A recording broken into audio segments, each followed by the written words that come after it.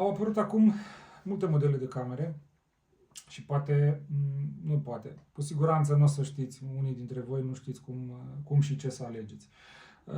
Dar și pentru că am observat pe OLX, sunt anumite persoane care duc o adevărată campanie de dezinformare, au poze care nu sunt adevărate, sunt modificate, sunt unele produse care nici nu le au, au dat 80-90% din text sunt de la descrieri de la produsele noastre. Unele poze, dacă o să vă uitați cu atenție, asta vă zic să aveți grijă pentru că sunt anumite persoane pe OLX care nu mai au niciun fel de scrupulă și n-aș vrea să-i numesc escroci, dar duc o adevărată campanie de dezinformare și au multe din informații sunt false, unele din poze nici măcar nu sunt adevărate, unele sunt editate, sunt anumite produse care sunt copiate dintr-o parte, decupate și puse pe mână, de exemplu. Mă uitam zilele trecute, văzusem o riță de păr cu Bluetooth, avea o cataramă de curea, era ceva, nici nu mai știu. Sau am văzut anumiți indivizi promovează camere cu autofocus, ceea ce e o funcție, o să vedeți imediat, e o funcție foarte importantă și o să vă arăt cum să deosebiți o cameră cu autofocus și care nu are, pentru că majoritatea nu au, sau 99% nu au, pentru că doar varianta asta de aici Pro de la noi are autofocus, o să vă explic imediat ce și cum. Mă rog, sunt mai multe. Dacă o să fiți atenți la detalii, la poze, o să vă dați seama, pozele noastre sunt mai calitative, sunt nemodificate, produsele sunt exact așa cum le vedeți, noi le și avem, sunt disponibile. De regulă când o să sunați, tot aceste persoane pun prețuri mai mici și în momentul în care sunați, o să vedeți că de fapt vă recomandă altceva și la cu totul alte costuri. Tocmai de aceea fac acest video și vreau să atrag atenția asupra acestor aspecte, pentru că s-ar putea să dați anumiți bani și să nu luați țeapă de pe OLX. Bun, în acest video vreau să vorbesc despre următoarele. O să fac un demo la toate camerele astea, cum se vede pe o foaie A4 și pe un monitor. O să descriu un pic unde e mai bine să pui camera la piept sau la mânecă cu probă, să vedeți dacă e mai bine așa, dacă e mai bine așa și cum filmează fiecare. O să vă explic un pic care e diferența între captură de ecran și o poză 4K. O să vă explic un pic cum stă treaba cu calitatea la video în funcție de semnal, pentru că tot ce v-am zis acum sunt anumite persoane care duc, v-am zis, o adevărată campanie de dezinformare și zic doar lucruri care nu sunt adevărate. Și eu o să vă demonstrez cu camera pe față, o să vedeți și o să vă explic în așa fel încât chiar și o persoană care nu e tehnică să poată să înțeleagă. Și lucruri de altfel firești, logice. Despre consumul de baterie, spre exemplu, camera asta este mult mai performantă, o să vedeți că tot timpul asta de aici o să vadă mai clar. Asta consumă dublu față de asta, deci practic aceeași baterie la asta o să țină la jumătate. Și cum e mai bine? Cu baterie externă, cu baterie internă? Da, mă rog, o să vă explic imediat, dacă vă uitați la video ăsta în întregime o să vedeți și o să puteți lua decizia. Nu vreau neapărat să laud anumite produse, pentru că eu le am și astea mai ieftine, le am și astea mai scumpe și o să vedeți singur diferențele. Ok, să începem. Ce avem aici? Avem 3 camere, e varianta Pro. Varianta asta, placa de bază și senzorul ăsta, noi îl folosim atât la S3, la S4 cât și la S5. Iar aici avem variantele China, care sunt ceva mai ieftine. Am avut vreo 10 modele, din 10 modele am selectat astea două, pentru că astea sunt cele mai stabile și merg cel mai bine. Sunt diferite aplicații, cum puteți să deosebiți? Păi, în primul rând, toate camerele China au aplicații doar pe telefon sau tabletă. Pe când varianta Pro are doar aplicație pe laptop. Neavând limită de distanță, persoana care vă ajută poate să fie oriunde pe glob, poate să stea frumos la laptop, se vede mai mare, poate caută și o informație pe Google între timp. Mă rog, asta ar fi un avantaj. Variantele astea China, așa le puteți deosebi, da? Deci variantele China au doar aplicație nu au aplicație pe calculator. Tot acest vânzător spune că camerele nu merg bine pe 4G și sunt mai ok pe 3G. Păi asta e o informație total eronată. Și ale noastre merg pe 3G. Noi acum, de exemplu, folosim acest router. Eu sunt momentan undeva în afara localității, sunt pe lângă Iași, nu am semnal 4G full, am semnal 4G la jumătate. Dar ele funcționează. Binișor, funcționează, se vede foarte bine. Toate. Dacă trecem pe 3G, toate vor funcționa. Dar e logic, nu mai au cum să funcționeze la aceeași calitate. De ce zic lucrul ăsta? Pentru că ca să trimiți video în timp real înseamnă o cantitate foarte mare de date procesată, în primul rând, și apoi trimisă la secundă. Da? Deci trebuie să fie, nu contează neapărat cantitatea, contează calitatea.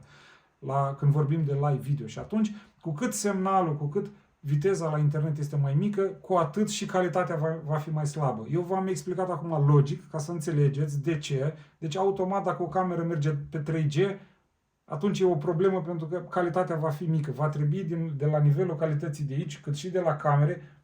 Da? Apropo, o să vă vorbesc și de 4K, că ăsta e un 4K chinezesc. O să vedeți că asta oricum vede mai bine decât asta de aici. Deci asta este asta de aici. Asta este asta de aici. Din mijloc, iar varianta Pro cu autofocus este asta de aici. O să vedeți că tot timpul asta vede mai bine decât asta, iar asta, chiar dacă e HD, noi nu mințim, da? Calitatea reală este rezoluția reală este 720, e un HD, da? Pe când astea la alte două sunt undeva la varianta, aici ai undeva poți să selectezi vreo 3-4 nivele, dar nu sunt reale, calitatea 4K nu e altceva decât un Full HD.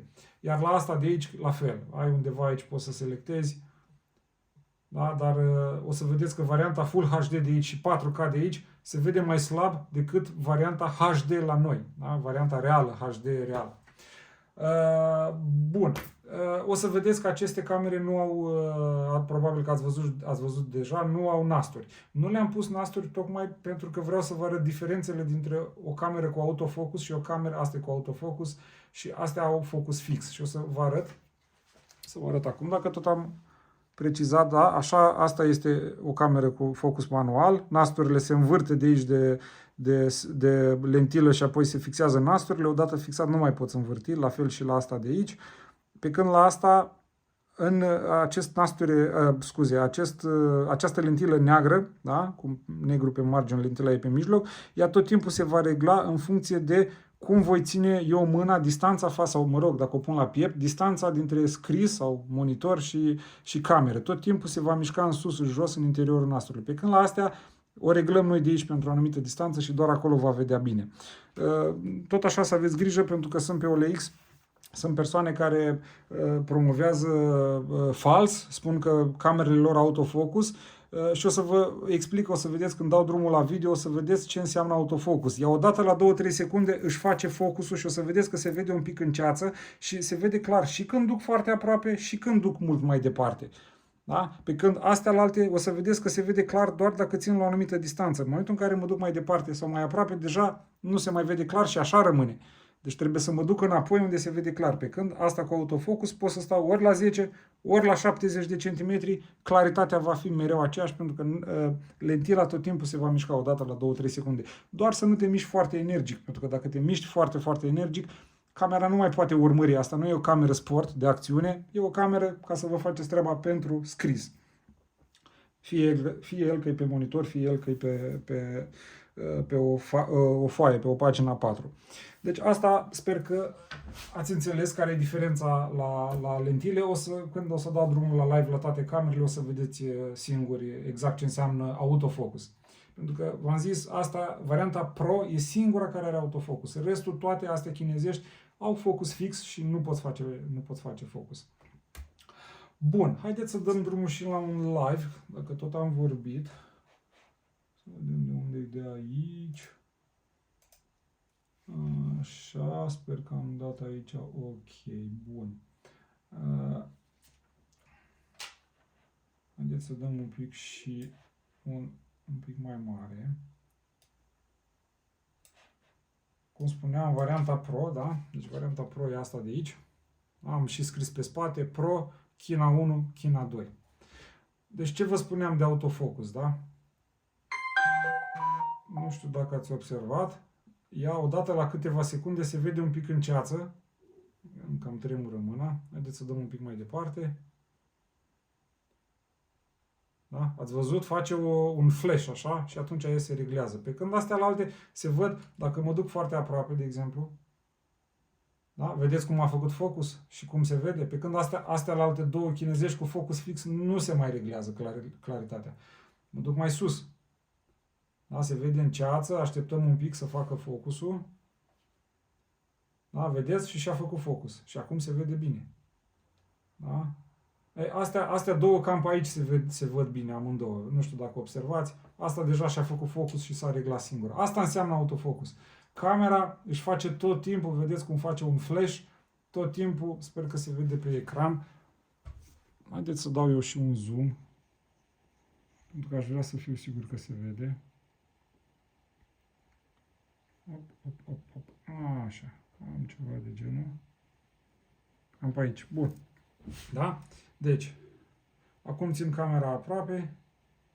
Da? Vedeți? Și-a făcut focus. Astea două se văd mai în ceață. Mă duc mai departe. Da? Asta iarăși s-a reglat și se vede clar. Pe când astea la alte două, aici se văd bine. Dar dacă mă duc mai departe, deja asta nu se mai vede. Asta trebuie să te chinui, trebuie să dai zoom și deja e altă calitate. Da? Deci cam asta înseamnă autofocus. Da? Tot timpul ea își face focusul singură. Bun, acum haideți să vedem un pic și la monitor. Deci, o să scoatem înapoi zoom-ul. Da, ăsta este monitorul, aici e monitorul. Ok, și vreau să dau tot aici zoom pe ecran ca să vedeți exact. Ok, cam aici. Bun, și acum mă duc mai aproape de ecran. Da? Și mai aproape. Vedeți că asta deja își face zoom. Deja își face, nu zoom, își face focus. Mă duc undeva la 70 de centimetri. Da? Deja asta iarăși își face focus și se înțelege.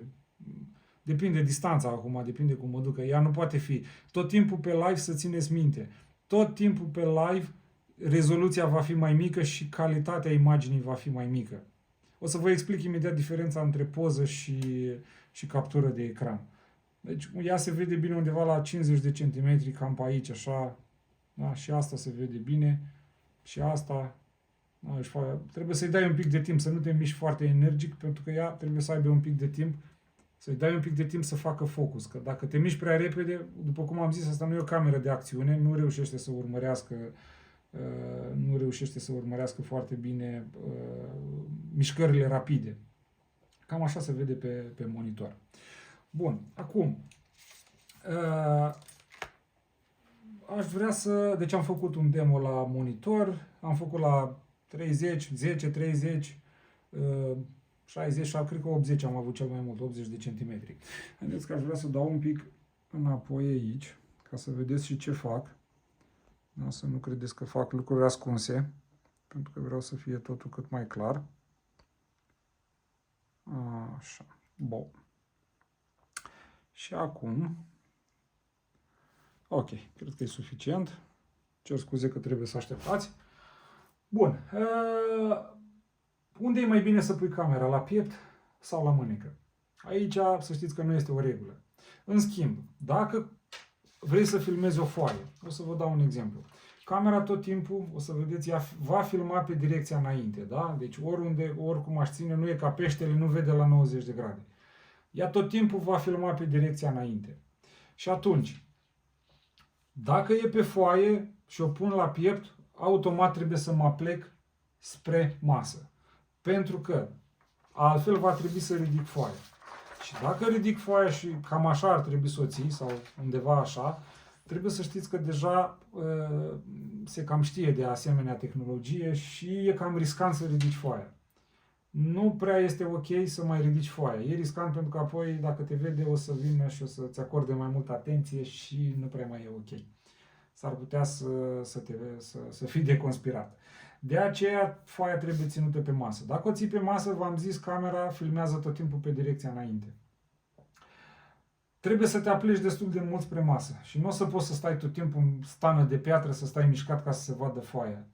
De aceea, din punctul meu de vedere, dacă poți face lucrul acesta, poți să ridici foaia foarte bine. Nu e o regulă, am zis, depinde aici de strategia fiecăruia. Însă, dacă o pui la mânecă, mie mi se pare mult mai ok. De ce? Pentru că, în primul rând, poți să te duci foarte aproape de foaie, da? Și țineți cont, să țineți cont că pe live niciodată camera nu va prinde toată pagina. Pentru că sunt deștepți pe OLX care promovează, da, domne, prinde. Păi da, uite, prinde toată pagina. Dar nu prea înțelegi. Adică deja dacă te duci așa de departe, pe live, da? Eu fac acum captură de ecran și aici e altă confuzie care se face și anume este făcută și promovată de anumite persoane. Spune că poza trebuie să durează și trebuie să aștepți 10 secunde. O să vă explic imediat și diferența între poză și captură de ecran. Practic eu acum cu oricare din ele pot să fac o captură de ecran. Însă o să vedeți că e instant, la toate trei se face instant, însă este la calitatea care e pe video. În schimb, varianta Pro de aici poate să facă și o poză 4K. O poză care durează 10 secunde, trebuie să stai nemișcat. În schimb, calitatea este de, nu știu, 20 de ori mai mare. O să vă explic la momentul respectiv, însă acum suntem la piept sau la mânecă. Deci, dacă ai foaie, da, și pui vrei să prinzi toată pagina, să știi că nu prea ai cum pe live. Dacă o prinzi toată pagina, nu prea e clar, adică deja trebuie să te duci aici, trebuie să dai zoom, cred că ne ating telefoanele și nu merge touch-ul. Ideea este că trebuie să dai zoom și nu prea se vede foarte clar. Aici, hai să zicem că s-ar vedea. Oricum asta de aici, varianta de aici, v-am zis, este o cameră mai bună și se vede binișor, însă tot nu prinde toată pagina. Și atunci, tu tot timpul, prin cască, vei fi, și e oricum și greu în momentul în care ești acolo, e foarte greu să stai tu să poziționezi, stai că e așa, ca să prinzi toată pagina. Prin cască, ți se va spune, bă, dă mai stânga, dă mai dreapta, dă mai sus, dă mai jos. Și în felul ăsta vei fi dirijat și vei ști cum să miști mâna. Însă ce se întâmplă? Asta necesită timp. Da? Deci, ca să vadă cel de acasă, să vadă o pagină întreagă, asta necesită timp. Și, practic, durează mult mai mult să trimiți pe live, pentru că sunt promovate că, da, faci captură de ecran instant. Da, o faci instant, dar trebuie să faci vreo 20-30. Sau, mă rog, poate exagerez, aici depinde de cât de priceput e fiecare. Trebuie să faci foarte multe capturi de ecran și o să trebuiască să stai să le compui fiecare, să vezi care e de aici, care e de acolo, da? Să poți să iei toate, să prinzi pagina întreagă. Haideți să vă arăt, dacă tot, ca să vedeți un pic care e diferența. Da? Deci, practic, acum eu pot să fac o captură de ecran, poză, am aici buton, pot să dau undeva și fac poză, aici la fel fac poză, practic poza e o captură de ecran și aici iarăși la fel dau pe HD și fac o poză. Haideți de exemplu să facem la asta. Și am făcut o poză, da? E instant, la secundă. În schimb, ce aș vrea să fac acum? Aș vrea să fac o poză 4K și am apăsat 4K poză și îi zic lui ăsta, bă, nu te mișca 10 secunde. Ăsta, eu vorbesc acum de varianta Pro. Ăsta știe și nu se mișcă 10 secunde, numără ușor. Și în astea 10 secunde, poza este procesată, este luată și este trimisă în aplicație. Deci, practic, camera face poza și o trimite automat în aplicație. Pe când la variantele astea două, e doar o captură de ecran la ce trimite camera pe live. Și acum, sper că n-am mișcat, poza apare aici. Uitați un pic ce calitate are o poză. Sper că se vede. Asta este o poză 4K. Într-adevăr, ai 10 secunde, trebuie să stai să nu te miști. Însă, gândește, în 10 secunde ai trimis o pagină, uitați la ce calitate, zici că e poză făcută cu telefonul mobil. Sper că se vede, dar cred că s-a văzut destul de bine. Sfatul meu este, ca și recomandare, să dați de la YouTube, din setări, la calitate maximă, ca să vedeți, la calitatea la video la care vă uitați acum, să dați la calitate maximă ca să vedeți exact calitatea pozelor, pentru că dacă stați pe 360p s-ar putea să ziceți că nu se vede bine camera. Însă asta se întâmplă din cauza calității la YouTube, la cum o setați dumneavoastră. Bun, să revenim acum.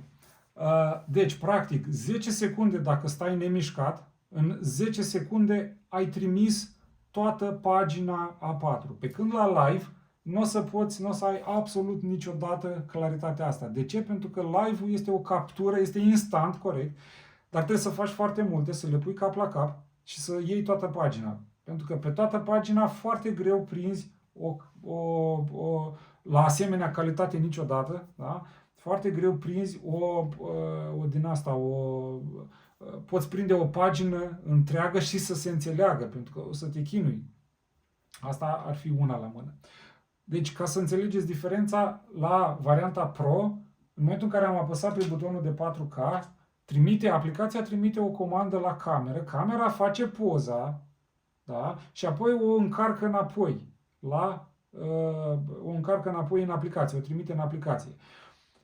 Diferența e enormă și ați văzut și dumneavoastră cum se vede o poză 4K față de o captură de ecran. Dacă o să punem acum și o să deschidem captura de ecran care am făcut-o, și nu doar, asta e captura de ecran, deci deja e altă, se înțelege, dar un pic mai greu. Deci, și nu numai la asta, și la astea, e exact aceeași chestie, mai ales la astea chinezești care au focus manual.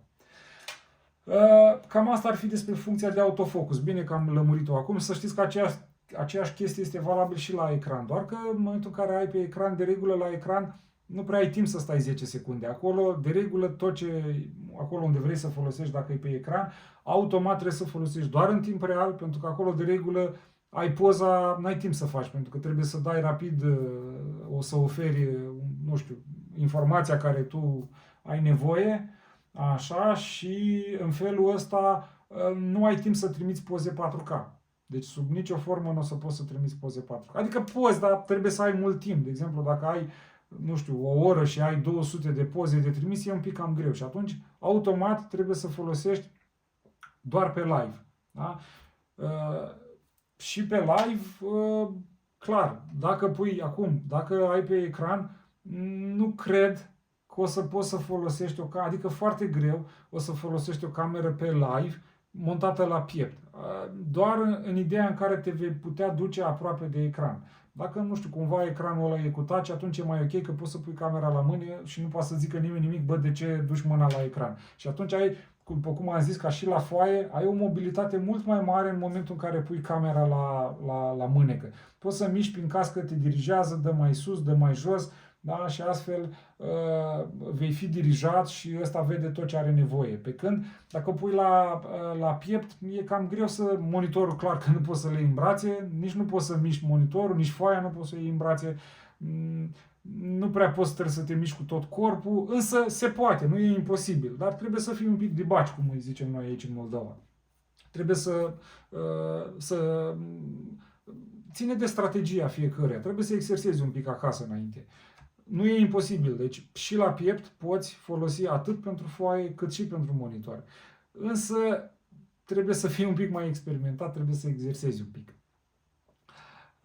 Deci, dacă ai la monitor, ca și recomandare, folosește-o pe live. Dacă crezi că ai timp să trimiți 10 secunde fiecare cadru, să aștepți, e ok.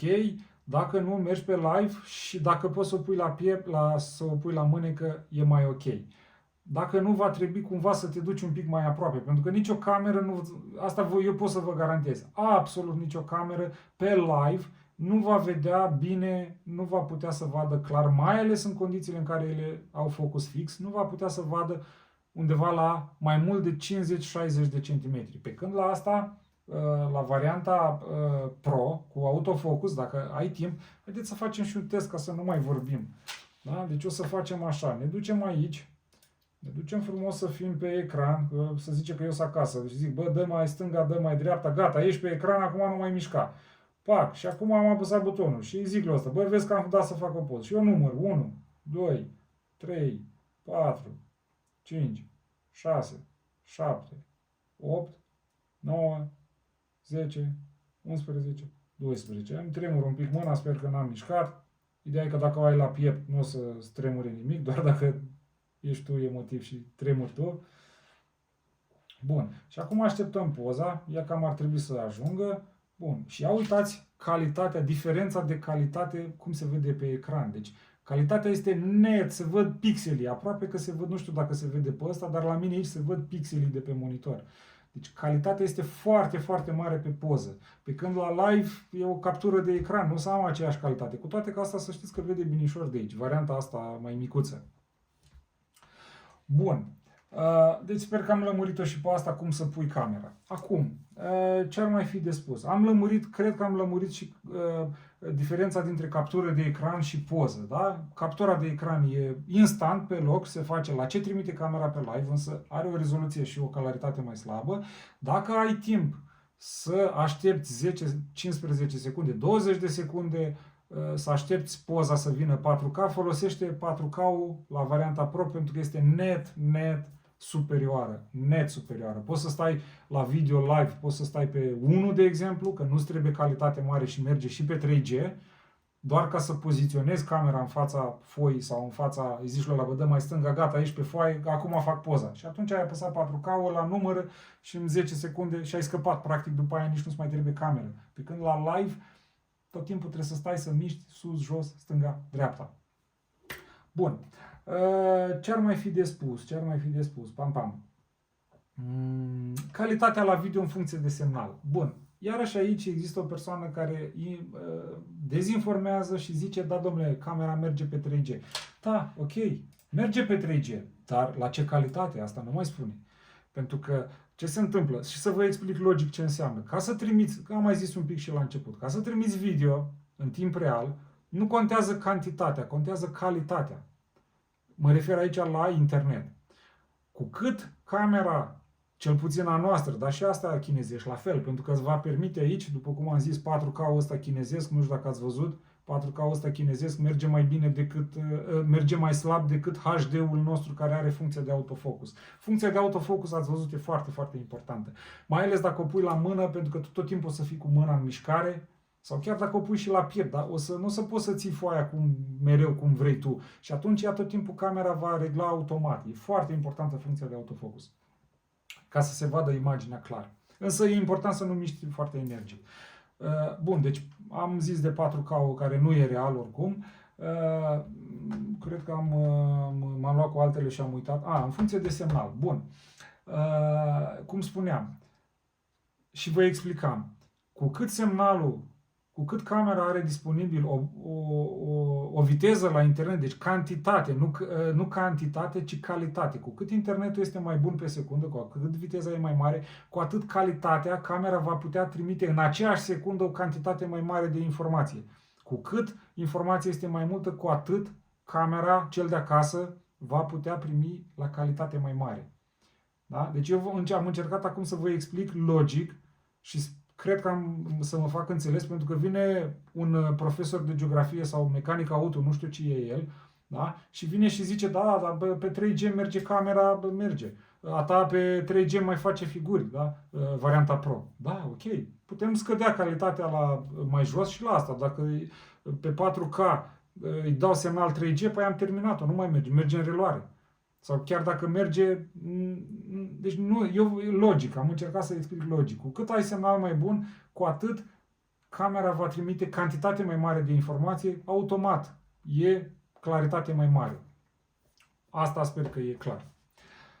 Și sper că s-a înțeles. Da? Sper că am explicat destul de clar, să nu vă lăsați influențat de campaniile de dezinformare ale acestui individ. Bun, acum aș vrea să vorbesc un pic despre consumul de baterie. Deci, și o să vă explic imediat de ce camera Pro, asta varianta cea mai scumpă, nu poate, adică am putea să-i punem o baterie.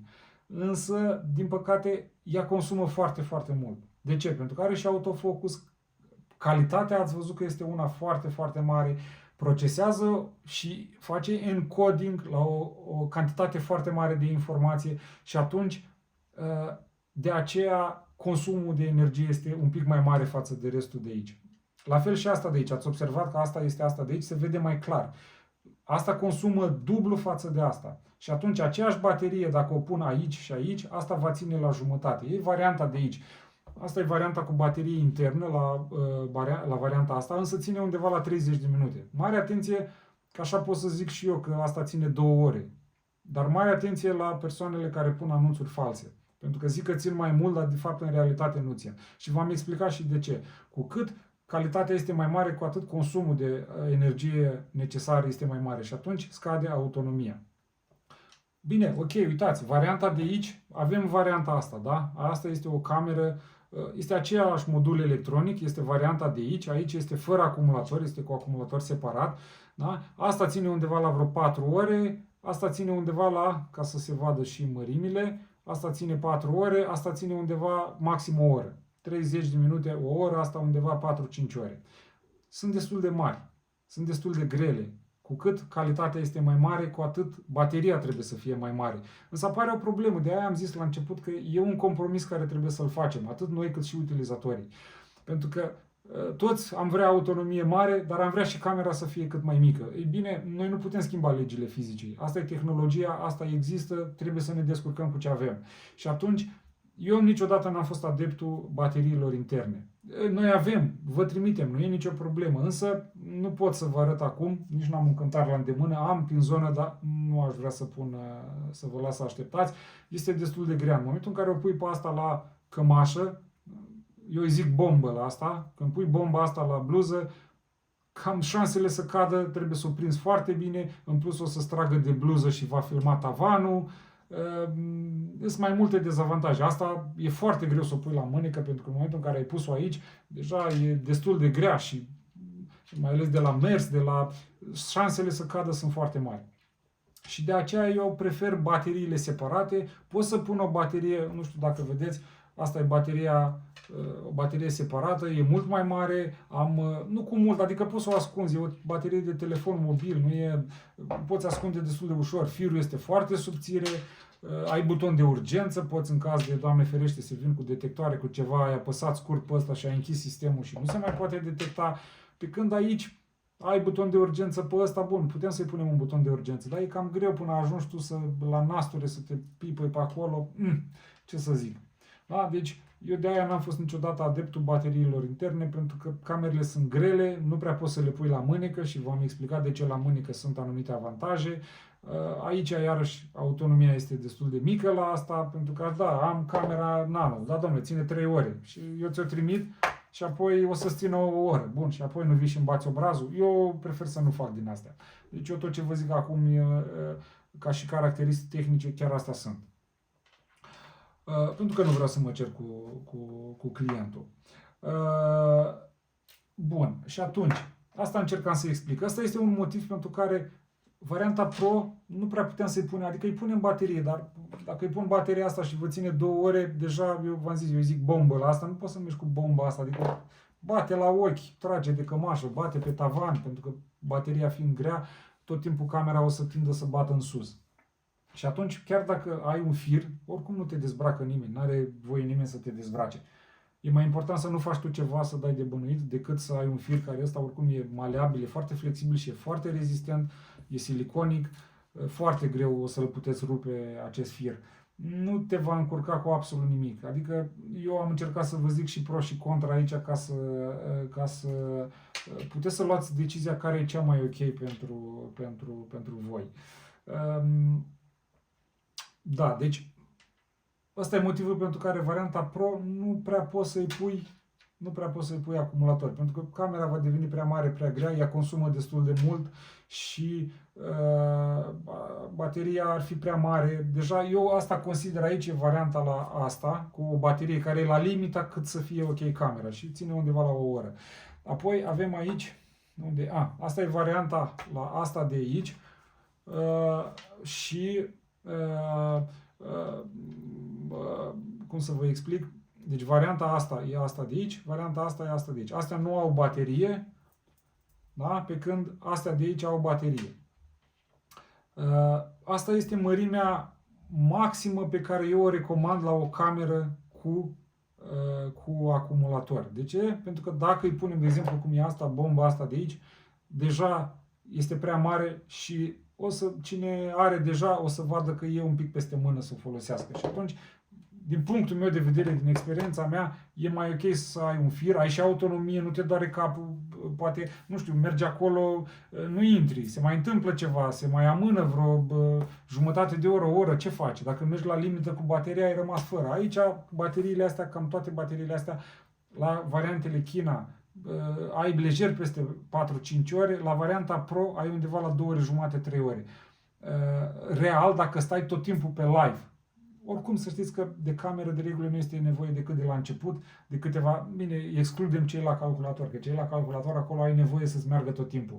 Însă, dacă ai pe foaie, de regulă camera ai nevoie doar la început de ea. Mai sunt unele persoane care se gândesc, domnule, ok, dar eu vreau să văd tot timpul, să văd ce scrie persoana respectivă. Să știți că e cam greu de făcut chestia asta. Și de ce? Pentru că tot timpul camera filmează pe direcția înainte. Chiar dacă o pui la piept, chiar dacă o pui la mână, e foarte greu, de exemplu, dacă o pui la mânecă să stai așa cu mâna tot timpul, non-stop să stai așa. E clar că o să dai de bănuit. Sau dacă o pui la piept să stai aplicat spre foaie, mereu să stai cu abdomenul aplicat spre foaie. E clar că ceva nu e în regulă. Adică, v-am zis, tehnologia deja, anunțuri sunt peste tot și toți, adică oricât de, nu știu, nu vreau să jignesc pe nimeni aici, dar de regulă persoanele mai în vârstă nu prea le au așa cu tehnologia. Sunt și foarte multe excepții, dar de regulă așa se întâmplă. Și atunci, poate persoanele astea, nu știu, mai sunt pixurile astea, de exemplu, pixul ăsta care îl avem aici, pixul, eu de exemplu să mă duc să văd la cineva un pix de ăsta, dă-o naibe că e clar, bă, ăsta are ceva acolo, vrea să mă filmeze, face ceva. Persoanele care sunt un pic mai în vârstă nu le au cu tehnologia, cu toate că și ele acum sunt puse la punct, sunt și multe excepții, deci mă repet, însă este riscant, da? Anumite mișcări care le poți face pot fi interpretate și deja ți se va acorda atenție și să nu dai de bănuit. Tocmai de aceea, cu cât te expui mai puțin, da? Când în momentul în care ai camera montată, cu cât te expui mai puțin, cu atât riscurile îți scad. De aceea, când spuneam că în 10 secunde, că deșteptul ăsta care ne denigrează pe noi, zice că, da, domnule, da, camerele lui ăla, vezi, doamne, poza trebuie să stai nu știu câte secunde nemișcat. Da, ok, dar ești expus doar 10 secunde. Apoi poți să și închizi camera, nu mai ai nevoie de ea, pentru că ai toată pagina, ai tot ce trebuie. Pe când la live, v-am arătat, trebuie să miști stânga, dreapta, trebuie să faci mișcări și pentru un timp mai îndelungat, te expui pe o perioadă mai mare, riscurile cresc. Da? Și tocmai de aceea, v-am zis, nu este o regulă. Aici depinde și de cât de dibacie, fiecare cât de ușor poate să manevreze, ține de strategia fiecăruia. Bun. V-am mai explicat asta, n-aș vrea să mă repet pentru că nu vreau să devin plictisitor. Deci cam asta ar fi despre baterie. Ce să zic? Noi facem și cu baterie, mai puțin varianta Pro. Varianta Pro e cam greu să o faci cu baterie pentru că camera consumă destul de mult. Și ca să faci, de exemplu, dacă asta ține undeva la 3 ore pe varianta asta de aici, pe camera Pro, nu știu dacă ține 30 de minute, undeva la 30 de minute maxim.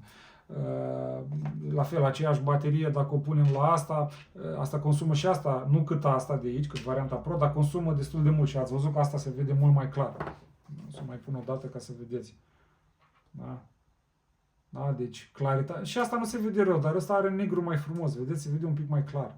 Și chiar când mă îndepărtez, vedeți, se vede aproape la fel de bine ca varianta Pro, însă nu are focusul. Dacă o să dau acum un zoom, da, o să vedeți că nu se vede rău. Nu se vede rău chiar deloc. Dar și asta la fel consumă foarte, foarte mult asta, să știți. Foarte, foarte mult consumă. Nu se compară cu asta, dar consumă multișor. Și atunci, dacă îi punem o baterie în ea, trebuie doar așa, să-i punem o bombă de asta ca să fim siguri că vă faceți treaba, că vă ajunge, că v-am zis, poate se întâmplă ceva acolo și, domnule, nu știu, se amână cu o oră, ce faci? Dacă mergi la limită cu bateria, ce faci?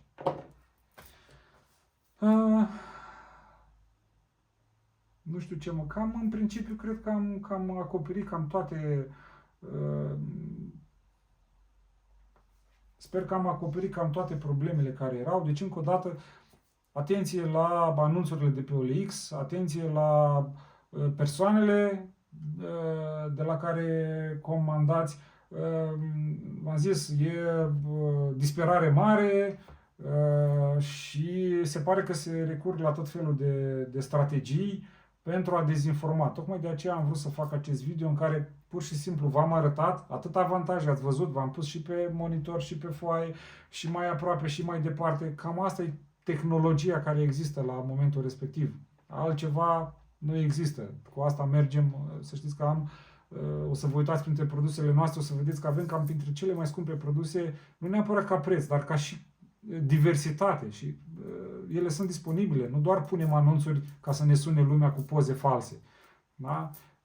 O să vedeți că eu nu o să vă recomand. Dacă o să luați legătura cu noi nu o să vă recomandăm absolut niciodată. Dacă ați sunat pentru un produs, ok.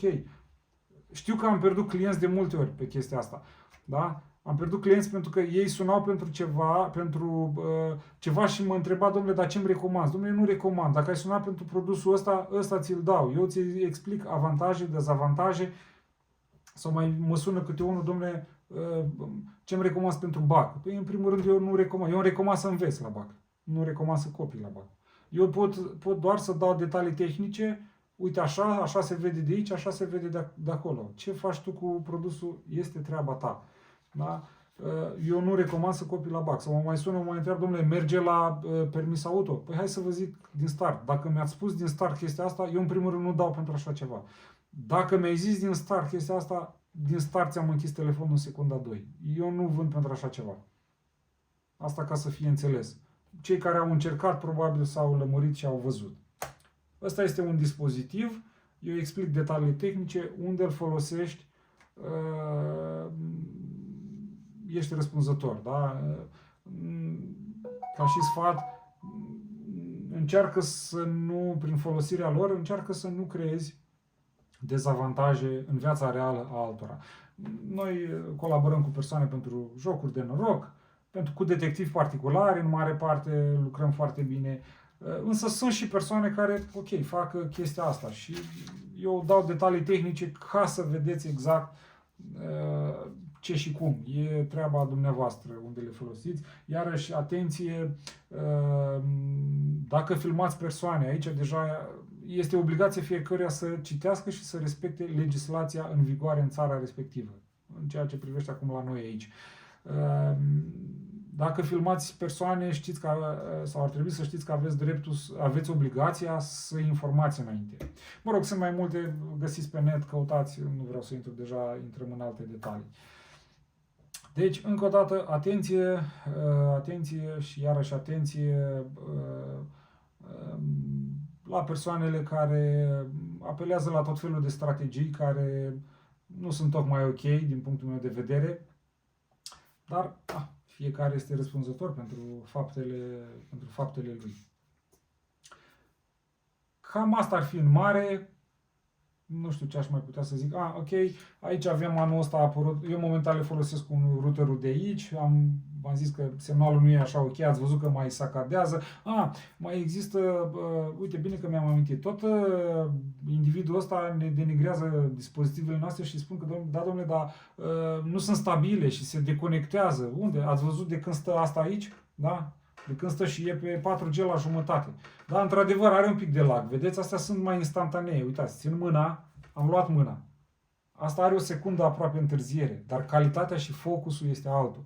Da? Deci, ne sunt denigrate produsele noastre, mai ales varianta Pro este denigrată că, da, domnule, dar știi, uite, are deconectări. Vedeți, de când stă aici, nu s-a deconectat absolut niciodată. Și este pe 4G la semnal și eu sunt în afara localității. De regulă, în interiorul localităților, semnalul este ok. Da? Nu există, măcar o rețea trebuie să fie care semnalul este 4G, acum este și 5G. Însă, din păcate, momentan, nu sunt camere. Aici avem varianta care a apărut, asta vreau să vă mai zic, aici avem variante de camere care au apărut anul ăsta în care cartela SIM intră direct în cameră. La fel, din același considerent, doar dacă îi punem bomba asta de aici de baterie și o punem aici, dar iarăși deja vedeți ce dimensiune ar trebui să aibă camera ca să putem să-i punem baterie, să renunțăm la firul ăsta. Și atunci, firul ăsta, eu aș prefera să-l am pentru că stau liniștit că am autonomie suficientă și camera este mult mai mică și pot să o pun atât la mânecă cât și la piept. Asta e varianta asta de aici, da? Și varianta de aici, aici e la alegere care doriți și e făcută cu router, cu cartelă, da? Are un modul care se conectează direct la cameră, da? Și pui cartela și practic nu mai ai nevoie de acest router sau de telefon. Aici e varianta Pro. Da? Aici avem varianta Pro, asta de aici, la care introduci cartela în ea. Vedeți tot așa pe OLX mai sunt indivizi care pun, domnule, fără SIM, fără router 4G, da, ok, nu ai routerul, dar are niște camere, nu aș vrea să, cam așa ceva de groasă și mare e camera, apoi are un fir gros cam cât colierul ăsta, da, ceva de genul, mai are un modul de ăsta în care bagi cartela SIM și apoi mai are, nu vreau să exagerez, dar e o baterie de scooter, e undeva, sper să nu deconectez nimic pe aici, e undeva cam cât ăsta, cam așa, nu știu dacă se vede, cam ceva de genul e bateria aia pentru camera aia. Dar chestiile astea nu sunt spuse, se fac poze doar la camera mică și atât. Și da, vezi, Doamne, fără 4G. Și are un fir gros de cât degetul meu mic de la mână. Da, nu știu, în principiu cred că am zis și despre camerele cu cartelă SIM și despre cele care sunt promovate cu cartelă SIM, dar de fapt sunt mult mai mari. Vedeți asta ce mică și ce subțire e și bagi cartela direct în ea. Și merge bine, e foarte stabilă. Da, în principiu cred că am zis cam tot. Orice altă nelămurire, nu ezitați să ne contactați, să ne întrebați. Dacă n-ați înțeles ceva, sper că nu v-am plictisit prea mult, însă am încercat să explic cât mai pe larg și cât mai pe înțelesul tuturor și cu demonstrație să vedeți exact ce și cum. Am încercat să explic cât mai logic. Dacă aveți întrebări, nu ezitați să ne contactați, vă stăm la dispoziție.